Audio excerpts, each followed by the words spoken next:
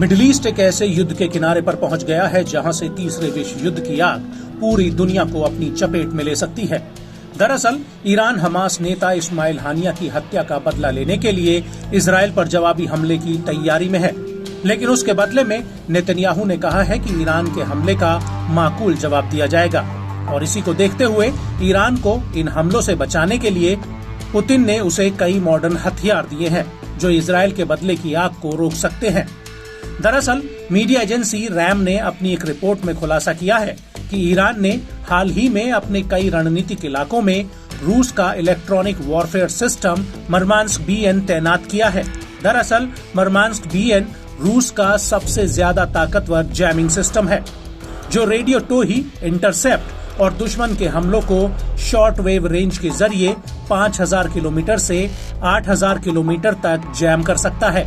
आपको बता दें कि ईरान इजराइल के पलटवार को नाकाम करने के लिए पहले से ही तैयारी कर रहा है और इसको लेकर OSINT डिफेंडर ने अपनी रिपोर्ट में बताया कि इजरायली PM बेंजामिन नेतन्याहू ने सुरक्षा अधिकारियों से इस बात पर चर्चा की है कि अगर ईरान से इजराइल पर होने वाले हमले की पुख्ता जानकारी मिलती है तो वो तुरंत ईरान पर हमला कर सकते हैं। और इसी बीच ये भी खबर आई है कि अमेरिका ने इजराइल को 1800 मार्क 84 और 2000 LBS बम भेजने के मसौदे को अंतिम रूप दे दिया है। बड़ी बात यह है कि अमेरिका ने पिछले कई महीनों से इन बमों की खेप को रोका हुआ था। हालांकि जुलाई 2024 की शुरुआत में इनमें से आधे बमों की खेप को बाइडेन ने पहले ही मंजूरी दे दी थी। और अगर इजराइल का हिजबुल्लाह या ईरान के साथ सीधा युद्ध होता है तो ये बम इस युद्ध में काफी अहम साबित हो सकते हैं। वहीं अगर ईरान को रूस से मिले इलेक्ट्रॉनिक वॉरफेयर सिस्टम की बात की जाए तो मर्मान्स्क BN वॉरफेयर सिस्टम को 72 घंटे के भीतर तैनात किया जा सकता है।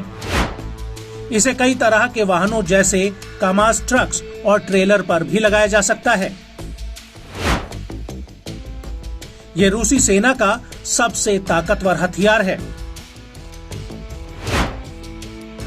ये दुश्मन के रेडियो सिस्टम, GPS, कम्युनिकेशन और सैटेलाइट सिस्टम को इंटरसेप्ट कर उन्हें जैम कर सकता है। यहां तक कि ये स्मार्ट बमों और ड्रोन सिस्टम को भी अप्रभावी बना सकता है। ये एक लॉन्ग रेंज कम्युनिकेशन को जैम कर सकता है।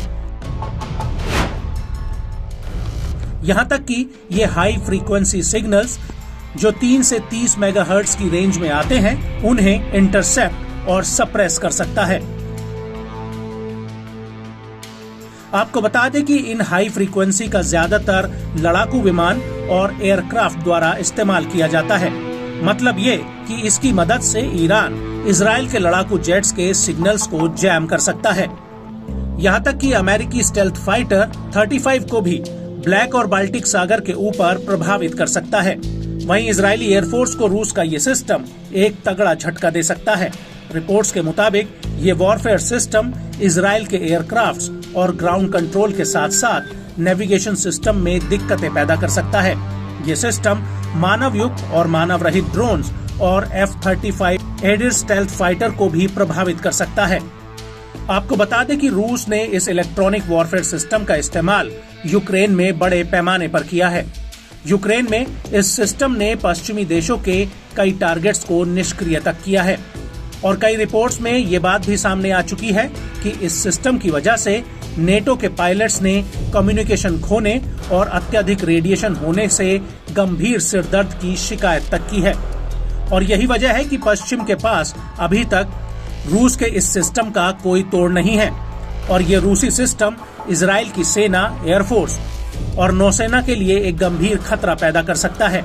ये IDF के ग्राउंड ऑपरेशन में कमांड और कंट्रोल कम्युनिकेशन को बाधित कर सकता है, क्योंकि इस तरह के ऑपरेशन में IDF हाई फ्रीक्वेंसी पर निर्भर करती है। यहाँ तक कि ये जहाज से जहाज और जहाज से शोर कम्युनिकेशन को बाधित कर सकता है। इससे इजराइल के नौसैनिक अभियानों में दिक्कत आ सकती है।